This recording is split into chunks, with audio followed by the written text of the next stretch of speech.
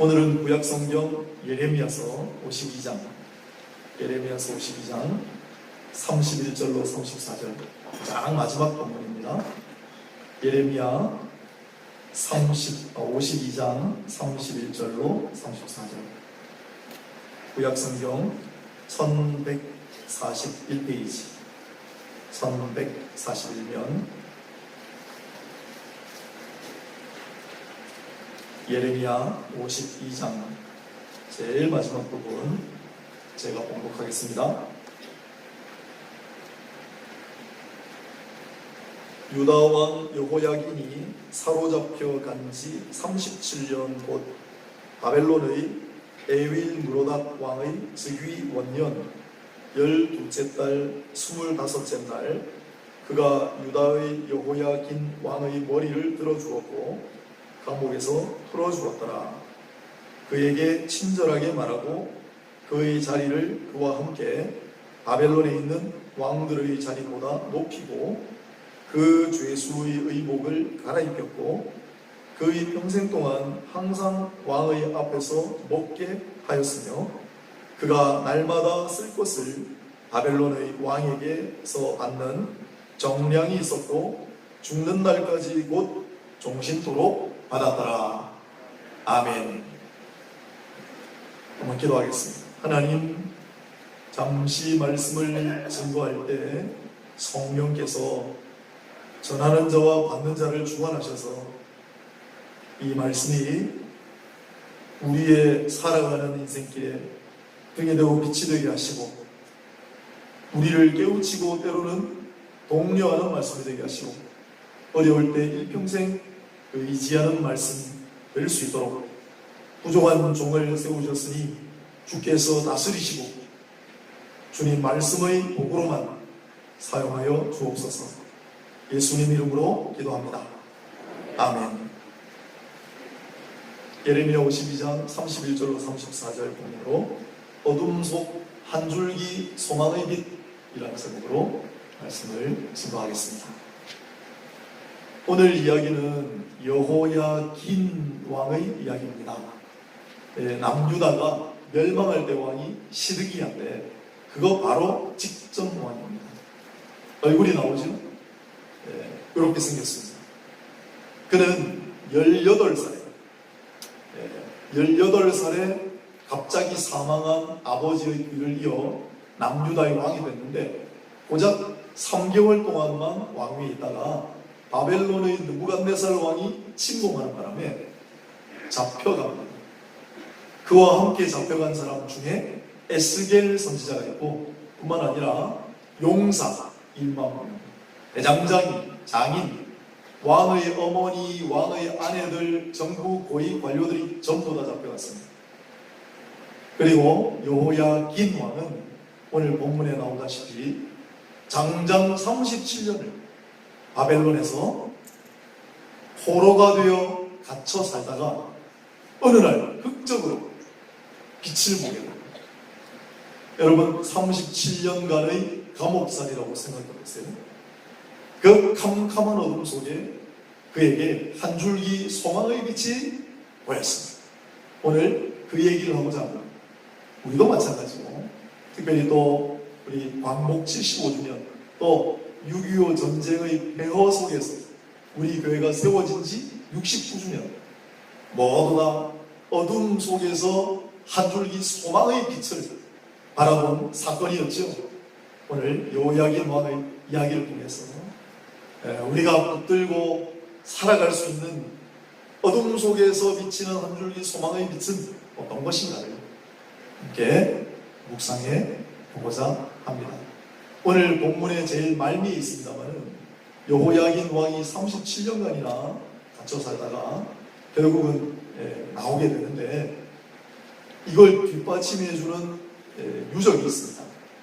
1900년대에 와서야 비로소 발굴이 된 오늘날 이라크 바벨론 땅에 이런 토판 유적이 발굴됐는데 여기 조그마한 토판 작아요.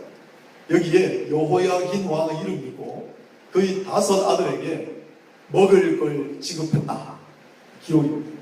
어디서 발견됐냐면 여기 큰 문이 보이죠? 파란 문.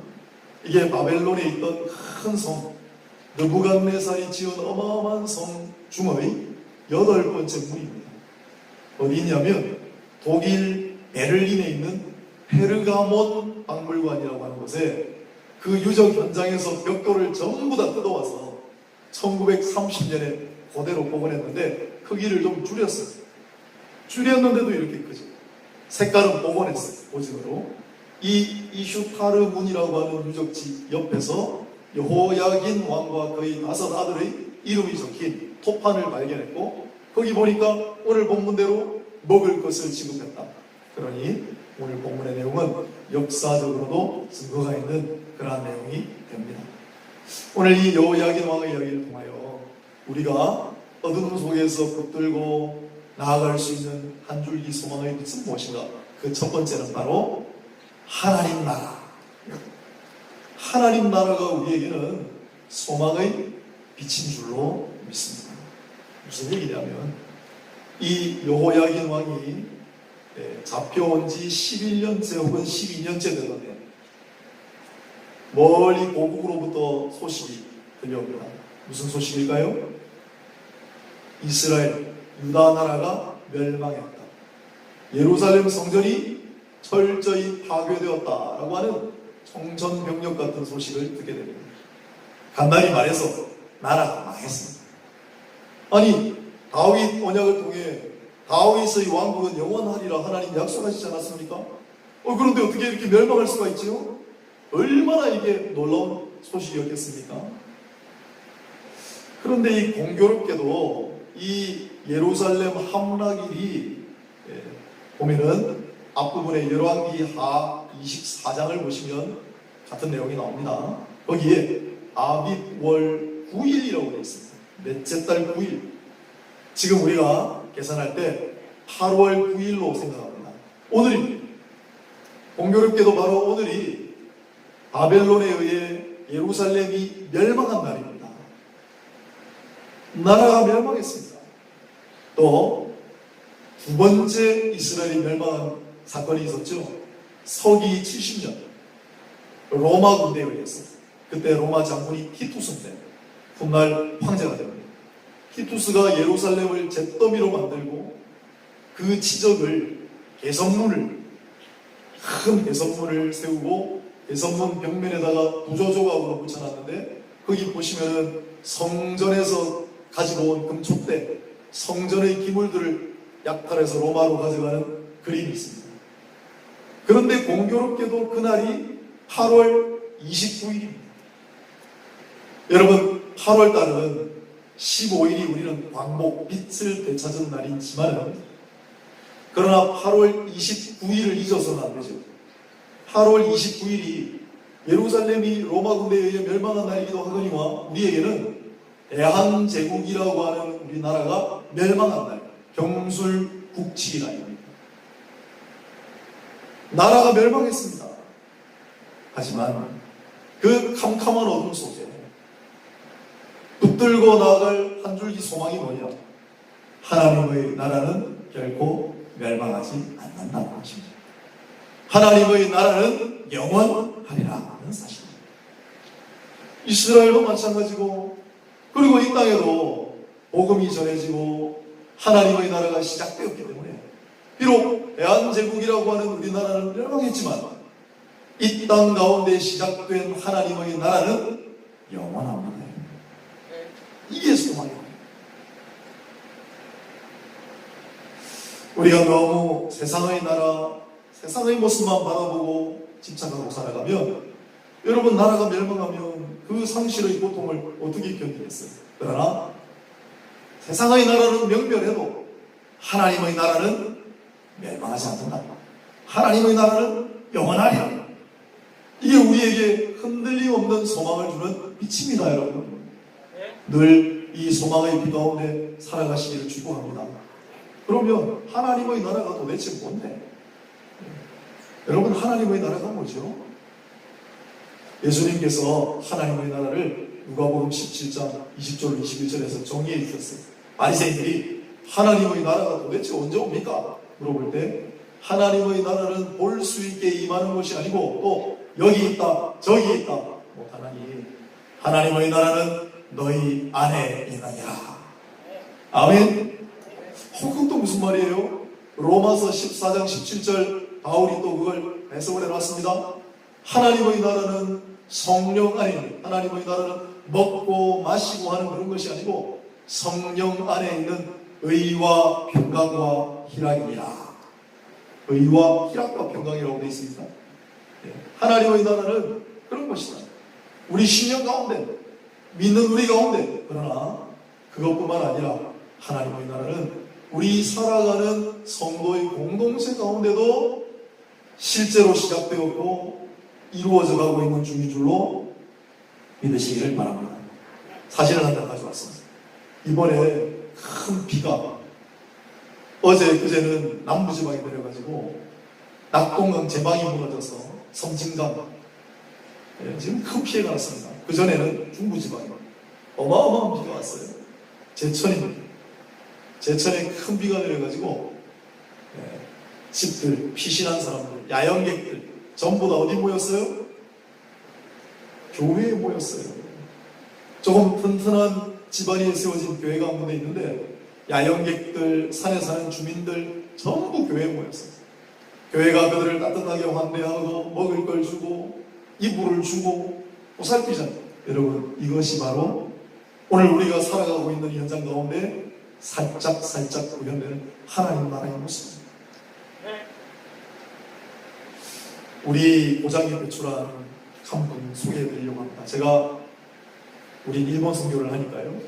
일본 선교 역사 책을 읽는데 일본에 처음 선교사님들 들어온 도시가 요코하마입니다. 요코하마에 성소회가 세워지고 거기서 우리 성경 번역을 최초로 했고 이수정역. 그 다음에 요코하마에 일본 최초의 개신교회들이 세워지고 그런데 요코하마에 신학교가 되어 있어요. 여자 신학교. 아직도 그 후식이 있습니다. 그 역사를 읽다가 낯익은 인물을 하나 발견하게 됐어요. 조선에서 온 여성 양한나라고 하는 여성을 또 발견하게 됐어요. 이분 참 제가 오다 가다가 많이 만나요. 그래서 양한나 씨의 인생을 다시 한번 정리해봤죠. 이분은 서울의 유학학교 잠시 다니시다가 내려와서 1심여학교 1회 졸업생이고 그 이후에도 공부를 많이 하셨습니다. 일본의 요코하마 여자신학교도 공부하시다가 그때 이제 우리 약간 독립운동 관여해가지고 또 추방되고 이화 여자사범도 마치시고 중국의 소주라고 하는 곳에 있는 사범학교도 수료하셨어요. 공부를 많이 하신 분이에요. 그리고 유치원장도 하시고 나중에 그런데 우리나라 광복되고 난 다음 첫 여성 경찰서장으로 수고했어요. 역임하셨고 부산에 내려와서는 YWCA 부산 기독교 여자 청년회를 설립한 장본인이고 참 훌륭한 일을 많이 하신 분인데 그런데 제가 오늘 이분의 행적을 소개하는 이유는 따로 있습니다. 이분이 조금 후반부에는 무슨 사업을 하셨냐면 사역을 하셨냐면 배정 쪽에 정말 불쌍한 여성들을 돌보기 시작하셨는데 정신적으로 온전하지 못한 여성들 여러분 그때는 왜 그렇게 많았습니까? 이분이 하시는 얘기가 길거리에 참 불쌍하게 돌아다니는 사람들에게 놀림, 희롱을 받는 불쌍한 여자들이 그렇게 많았대요. 그런데 이분 하시는 얘기가 80%가 여성이에요. 남자들은 별로 없었대요. 결론, 남자가 여자를 미치게 하지 여자가 남자를 미치게 하는 거예요. 아무튼 오갈 데 없는 이 여성들을 끌어안고 한 번은 길에 나갔는데 또 놀림받고 희롱받고 있는 여성이 있어가지고 옷도 제대로 걸치지 않는 그래서 자기 옷을 벗어서 그 여성을 돌돌 말아가지고 데리고 하고 이 여성들을 모아놓고 먹이려고 자기의 전 재산도 거의 다 냈는데 나중에 돈이 없으니까 시장터에 가서 시래기를 얻어다가 시래기 죽을 끓여가지고 여성들을 먹이고 구호품이 있어야 살아가니까 구호품 매번 어떻게 줄 수가 있습니까? 여기만. 그러면 그 점잖은 어른이 그 구호품 주는 사람들 앞에서 떼굴떼굴 굴러서 안 주고 못 간다고. 그렇게 여성들을 먹이고 머리 감기고 목욕시키는 사진을 제가 봤어요. 그리고 특이한 거는 특징을 잘 알아가지고 이 정신이 온전치 못한 여성들은 집중을 시켜요. 그래서 골무도 만들게 하고 십자수도 하게 하고, 제가 너무 놀란 건 20년 동안 200명 정도를 완치시켰다. 놀라운 일이에요. 여러분, 제가 왜 이런 말씀을 드립니까? 하나님 나라가 뭡니까? 예수님께서 하나님의 나라에 관해서 마태복음 25장 35절로 36절에 말씀해 주셨습니다. 이런 얘기죠. 너희가 나 먹을 거 없을 때 먹을 거 줬다. 우리가 언제 그랬습니까? 너 옆에 있는 작은 자에게 한 것이 나에게 한 것입니다. 그때 뭐라고 하셨어요? 먹을 것이 없어 줄일 때 먹을 것을 주었고, 목마를 때 마실 것을 주었고, 나그네가 되었을 때 환대하였습니다. 대접하였습니다. 옷이 없을 때 옷을 벗어주었고, 병들었을 때 돌봐주었고, 옥에 갇혔을 때 찾아와 주었다. 그게 하나님 나라. 사랑하는 여러분, 오늘 우리는 참 복잡하고 여러분 두려운 세상 가운데 살아가요. 많은 우리 앞에 도전들이 있죠. 코로나.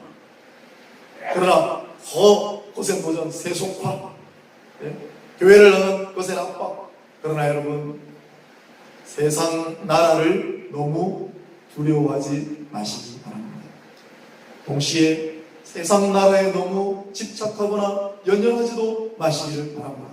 우리는 이 세상 나라 속에 살아가지만은, 우리는 세상 속에 있지만 하나님 나라를 살아가고 있다는 사실을 잊지 마시고, 살아가는 동안 우리 지금 이 순간부터라도 하나님의 나라에 더 집중하여 주님께서 우리에게 보여주셨던 그 하나님 나라를 만들어가며 이루어가며 살아가는 저와 여러분이 될 수 있기를 바랍니다. 우리 심령 가운데 의와 희락과 평강의 하나님의 나라가 이루어지고, 우리 공동체 가운데 또 나아가 우리의 섬김을 통하여 하나님의 나라가 이 땅 가운데, 여러분, 세상 나라는 멸망해도, 세상은 흔들려도 하나님의 나라는 멸망하지 않습니다.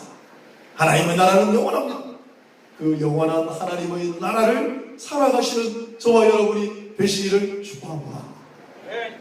두 번째, 우리가 어둠 속에서 붙들고 살아갈 수 있는 한 줄기 소망의 빛. 두 번째는 무엇이냐?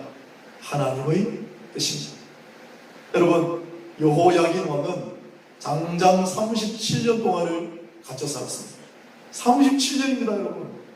18에 잡혀와가지고 몇 살입니까? 37도 안 돼요.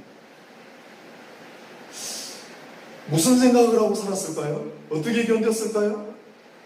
비슷한 기간 감옥에서 있다가 풀려나온 별로 짝이 없는데 넬슨 만델라 대통령 아시죠? 남아프리카하고 최초의 여인 대통령, 노벨 평화상 수상자. 그가 27년 동안을 감옥에 있었습니다.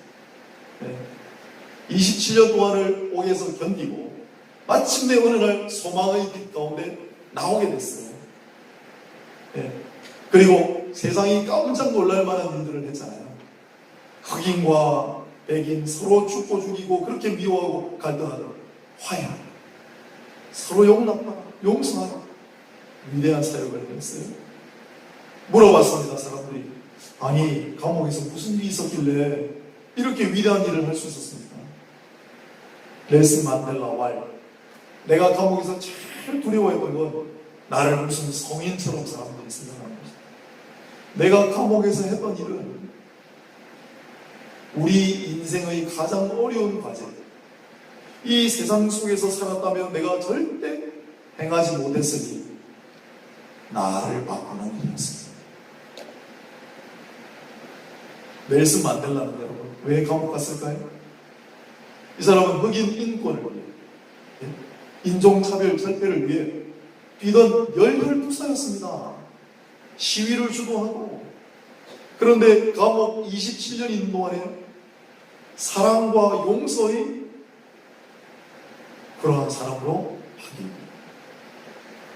그에게 27년의 감옥 생활은 헛되지 않은 거죠. 그런데 여러분, 이제 우리 신앙 성경을 통해서 한번 신앙적으로 생각해 봅시다. 여호야긴 왕은 왜 37년 동안이나 갇혀 있어야 됐죠? 물론 성경에는 그가 여호와 보시기에 악했다 한 구절 나옵니다만 18살짜리 왕이 3개월 고작 집권했는데 뭐 그렇게 악한 일을 많이 했겠어요. 근데 왜 37년간을 잡혀 있어야 됩니까? 하나님의 뜻입니다.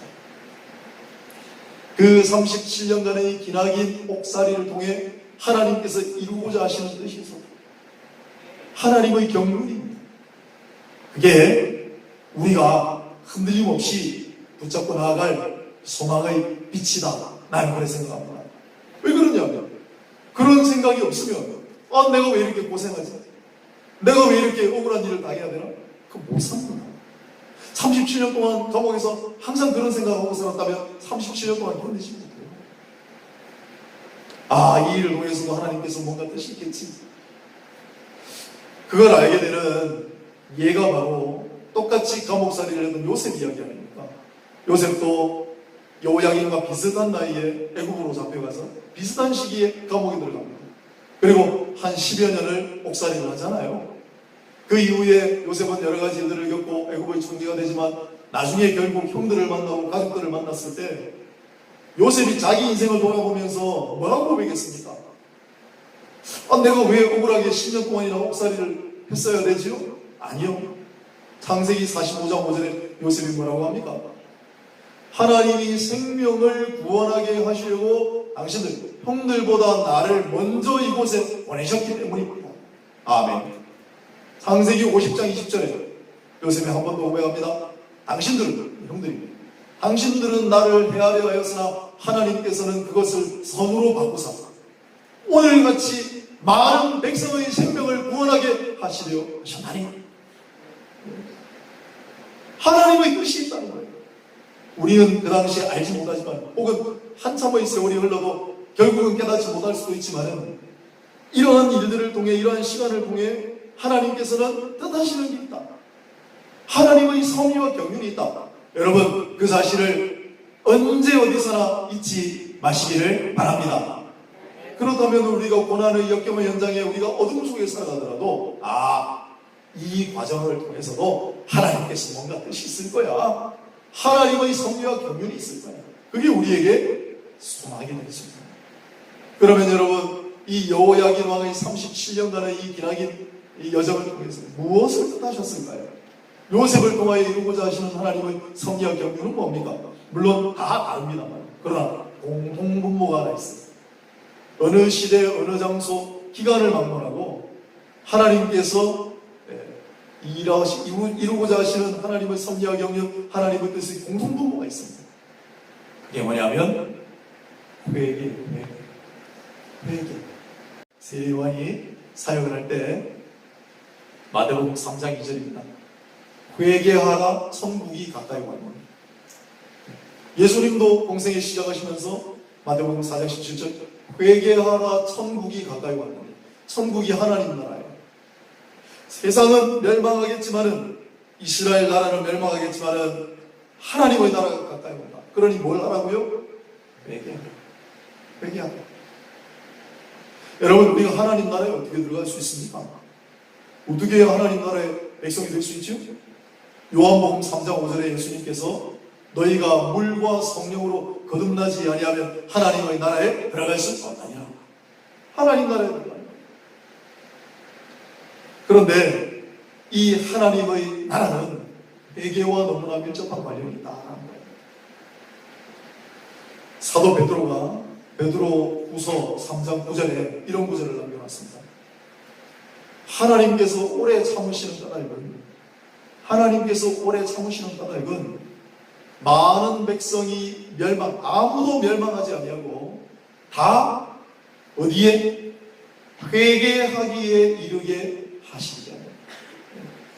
그래서 우리 모든 다 참 상황이 다르고 시대가 다르지만 공통분모가 하나님의 뜻 공통분모가 뭐냐? 회개예요. 회개하기에 이르게 하십니다.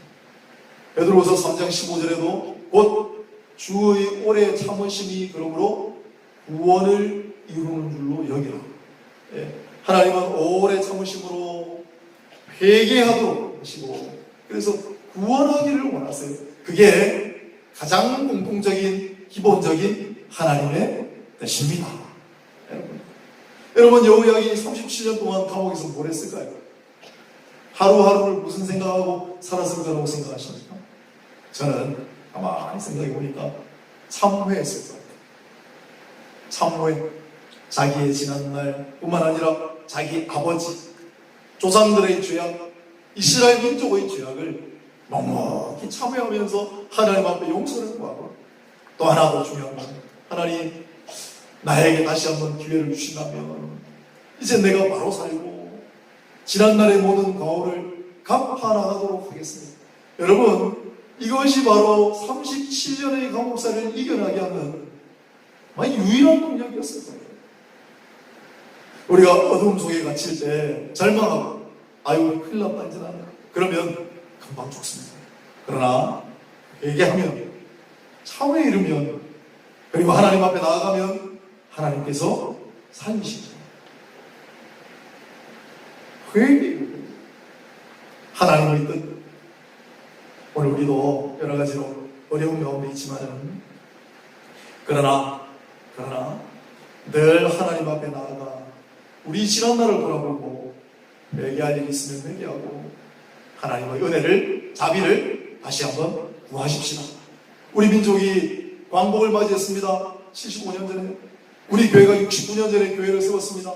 그러나 느헤미야 9장에 있는 말씀처럼 그렇게 은혜를 베풀어 주셔도 곧 망각하고, 은혜를 망각하고 살아가다가 큰 일이 나면 또 하나님 앞에 부르짖고, 하나님 자비하시고 긍휼히 여기셔서 또 은혜를 베푸시고, 또 살아가다가 또 망각하고 마음대로 살고 또 부르짖고, 그 역사가 반복입니다. 우리는 그러지 않는 것이, 다시 한번 우리에게 베풀어 주신 69년 전에 75년 전에 베풀어 주신 하나님의 은혜를 생각하면서 우리 오늘 하나님의 뜻을 다시 한번 생각하고, 또 회개할 일이 있으면 다시 한번 지난날을 돌아보고, 그리고 하나님 앞에 다 내어놓고 앞으로는 이것을 갚는 인생을 살겠습니다. 이것을 갚아나가는 교회가 되겠습니다. 갚아나가는 이 민족이 되겠습니다. 고백하고 나아가는 우리 모두가 되면 좋겠습니다. 세 번째, 우리가 어둠 속에서 붙들고 살아갈 수 있는 소망의 빛은 회복입니다. 회복. 여러분, 여호야긴 왕이 37년의 기나긴 감옥살이를 끝내고 어떻게 됐습니까? 여봐라, 그 죄수의 옷을 벗겨라. 그리고 그에게 왕의 의복을 다시 입혀라. 그리고 그를 이제 버려두지 말고 데리고 오라. 바벨론 제국의 지배자와 겸상하는 그러한 자리, 종신부로 왕의 지위 신분이 복권되었다. 놀라운 일이죠? 여러분, 37년의 기나긴 감옥살이 동안 한순간이라도 이런 걸 꿈꿔봤을까요? 그런데 어느 날 갑자기 하나님께서 회복시켜 주셨어요. 놀라운 회복이지만, 그러나 이 회복은 완전한 회복이 아닙니다. 왜요? 왕이었기 때문에. 그것도 유대나라 왕이었기 때문에 진정한 회복, 완전한 회복은 뭐냐? 왕의 복권뿐만 아니라 왕의 귀환이 이루어져야죠. 유다나라로 돌아가야죠. 돌아갈 뿐만 아니라 그 나라를 다스려야죠. 왕이니까 왕의 통치, 왕의 복권과 왕의 귀환과 왕의 통치가 있어야만 진정한 회복이 되는 건데, 그런 의미에서 본다면 여호야긴 왕의 이 복권은 시작에 불과해요. 시작에 불과해요. 그리고 그것을 이루신 이는 바로 우리 주 예수 그리스도인 줄로 믿습니다. 왜냐하면 마태복음 2장 2절에 보면 동방의 송 박사들이 그럽니다. 여기 유대의 왕으로 나신 이가 어디 있느냐? 유대나라의 왕이 오셨습니다. 할렐루야. 왕의 귀환입니다. 여호야긴은 못 가고 결국은 여기서 인생을 마쳤지만 유다나라로 귀환한 왕이십니다. 또한 누가복음 1장 33절에 왕이 그의 왕국을 영원히 다스리고 그의 나라는 무궁하리라. 영원한 통치, 영원한 나라, 그것은 예수 그리스도로 말미암아 완성입니다. 여호야긴 왕은 시작이에요. 불완전한 회복이었어요. 그러나 진정한 완전한 회복은 예수님께서 주십니다. 하지만 우리는 이 모습을 통해 한 가지 교훈을 깨닫습니다. 여러분, 회복은, 진정한 회복, 완전한 회복도 미미한 것으로부터 시작합니다. 개혁이란 말로 볼까요? 개혁은 사소한 것으로부터 시작한다라고 하는 교훈을 하나 우리가 받게 됩니다. 여호야김왕의 이 작은 목권을 봅니다. 예수로 말미암은 하나님 나라의 위대한 역사가 이루어져 가잖아요. 작고 미미하고 사소해 보이는 바벨론 어느 구퉁에서 일어난 일이지만은 그렇게 하는 거예요. 우리도 마찬가지예요. 여러분, 모세가 광야에서 양치는 목동으로 살았어요. 그거 굉장히 낭만적이고 아름다울 거라고 생각하시나요?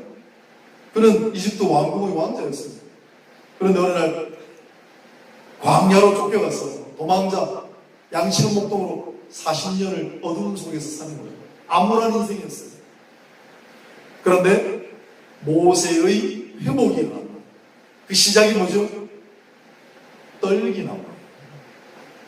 광야에 정말 이름도 없고 보잘것없는 조그마한 나무. 그 떨기 나무가 모세 회복의 시작이에요. 그리고 이후에 모세가 출애굽하고 놀라운 일들을 이루어 나가는데 그 시작이 그렇게 미미했어요. 엘리야는 산에서 아합 왕을 앞에 두고 기도합니다. 이제 내가 기도하면 비가 내리고, 근데 비 안 오면 죽는 거예요. 처절하게 기도합니다. 얼굴을 그냥 완전히 무릎 사이에 수그린 다음에 기도하잖아요. 몇 번이나 보냅니다. 그러나 비 내릴 기색이 조금도 보이지 않는데 한 번 더 가라 했는데 이번에는 징조가 나타났어요. 그게 뭡니까? 손만한 구름이었습니다. 저 멀리서 보이는 손바닥보다 자그마한 구름 한 조각, 그게 엘리야 위대한 사역의 시작이에요. 삼손 동물의 뼈다구 하나로 대적을 때려잡고 목이 말라서 하나님 앞에 부르짖을 때 하나님께서 샘이 퐁퐁퐁 솟게 한 그게 시작이에요. 요나의 회복은 박능풀로 시작했어요. 뜨거운 햇빛을 가려주는 그 박능풀. 여러분, 박능풀 그게 자꾸 사소한 거예요.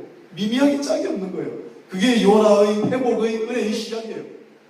저는 오늘 우리 좋은 날입니다만 우리가 하나님의 나라를 사모하고 하나님의 나라 가운데 살아가기를 즐거워하고 하나님의 나라를 우리 가운데 이루어 가기를 원하면서 우리 하나님의 뜻을 늘 마음에 새기고 소망 가운데 살아가시면서 하나님께서 여러분의 삶 가운데 이룩하시는 작고 사소해 보이고 미미해 보이지만 회복들이 여러분의 일상 가운데 여러분 하시는 일 가운데 줄줄이 다 맺히기를 주님의 이름으로 축원합니다. 아무리 그것이 작고 아무리 그것이 미미하고 아무리 그것이 사소해 보이더라도 그게 바로 여러분을 향한 하나님의 위대한 회복 역사의 시작입니다. 에른스트 슈마허라고 하는 분이 꽤 됐네요. 벌써 작은 것이 아름답다라는 책을 썼어요. 작은 것이 아름답다. 그분은 원래 경제학자인데 이렇게 써놨습니다. 오늘날 경제의 목적은 성장에 있지 않다. 인간의 얼굴을 한 기술의 발전으로 말미암아 환경과 인간성의 회복이야말로 경제뿐만 아니고 오늘 지금 우리가 살아가고 있는 모든 현대 사회의 목적입니다, 여러분. 환경과 인간성의 회복. 그런데 그 환경과 인간성의 회복은 뭘 통해서 이루어집니까?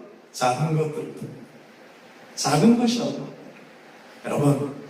여러분 오늘 살아가시는 오늘부터라도 한번 들여다보세요. 내 내면을 들여다보시고 여러분의 가정을 보시고 여러분 하시는 일들 가운데 보시면은 작고 사소하고 미미해 보이지만은 하나님 회복의 시작의 열매들이 반드시 있는 줄로 믿으시기를 바랍니다. 오늘날 내 가족 가운데 속색이던 자식 하나가 조금씩 변화돼요. 정말 눈치채지 못할 만큼 조금씩. 그게 위대한 회복의 시작입니다. 내가 지금 경제가 어려워. 우리 직장, 사업장이 지금 너무 어려운데 어느 날 거래처 하나가 딱 뚫렸어요. 전체 규모로 봐서는 별거 아니지만 그게 회복의 시작이 될 수 있습니다. 우리 교회 여러 가지 일들이 있지만 그런 어느 날 좋은 일 하나가 생길 때 아주 미미해 보이지만 그게 회복의 시작입니다. 그렇게 기억하시고 작고 미미하고 사소해 보이지만 여러분의 삶 가운데 우리 교회 이 나라의 민족 가운데 회복의 시작이 이루어져요. 그리고 그 시작을 따라 놀랍고 위대한 회복의 역사가 우리의 심령과 여러분들의 가정과 하시는 일들과 사업장과 이 교회와 이 나라의 민족 가운데 앞으로 차고 넘치게 되길 주 예수의 이름으로 축복하고 축원합니다. 기도하겠습니다. 하나님, 어둠 속을 걸어갈 때도 우리가 붙들고 살아갈 수 있는 세 가지 소망의 빛을 함께 나누었습니다. 하나님의 나라와 하나님의 뜻과 그리고 회복. 어떤 어려운 순간이 있을지라도 어느 곳에 던져질지라도 늘 하나님 나라, 영원한 하나님 나라를 바라보고 사모하며 이 가운데 이루실 하나님의 뜻을 기억하고 회개합니다. 또한 우리에게 베푸시는 회복의 역사를 만끽합니다. 하나님께서 우리를 잊지 아니하시고 우리를 반드시 구원하시고 마침내 진정하고 완전한 회복으로 이끄시려는 소망을 가지고 살아가는 우리 모두가 되게 하옵소서. 거룩하신 주 예수 그리스도 이름으로 기도드리옵나이다. 아멘.